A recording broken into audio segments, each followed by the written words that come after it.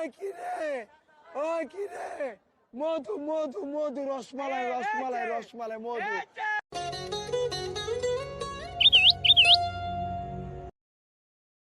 রহিমপুর নামের ছোট্ট এক গ্রামে বাস করত এক তরমুজ ব্যবসায়ী। সে প্রতিদিন পাইকারি বাজার থেকে তরমুজ কিনে তা বাজারে বিক্রি করত। এভাবে তরমুজ বিক্রি করেই তার সংসার চলত।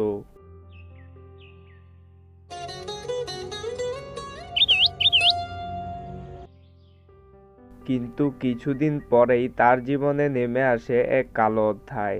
তার তরমুজগুলো বাজারে আর বিক্রি হচ্ছিল না। সে প্রতিদিন বাজারে তরমুজ নিয়ে যেত, কিন্তু বিক্রি না হওয়ায় তা পচাতে হতো। এভাবেই বেশ কিছুদিন চলছিল।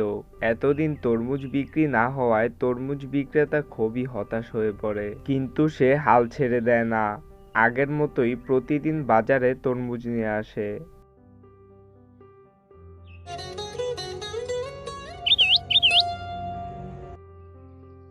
বেশ কিছুদিন পর তার দোকানে একজন কাস্টমার আসে। এই যে ভাই, তরমুজ কত করে বিক্রি করছেন? 200 টাকা করে বিক্রি করছি। আপনি নিলে 150 টাকা রাখা যাইব। তরমুজ মিষ্টি আর লাল হবে তো?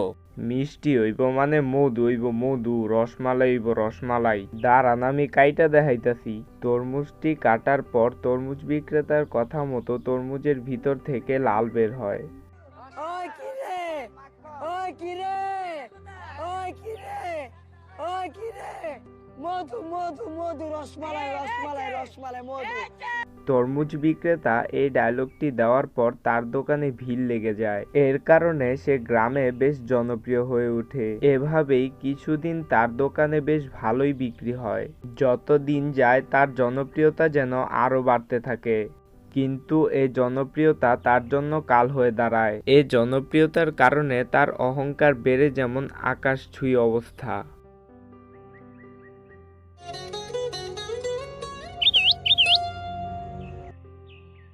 যত দিন যাচ্ছিল তার দোকানে আরো ভিড় বাড়ছিল, কিন্তু কেউ তার তরমুজ কেনার জন্য আসেনি। সবাই এসেছে সেই ভাইরাল তরমুজ বিক্রেতাকে দেখতে আর নিজের জন্য একটা ভিডিও বানাতে।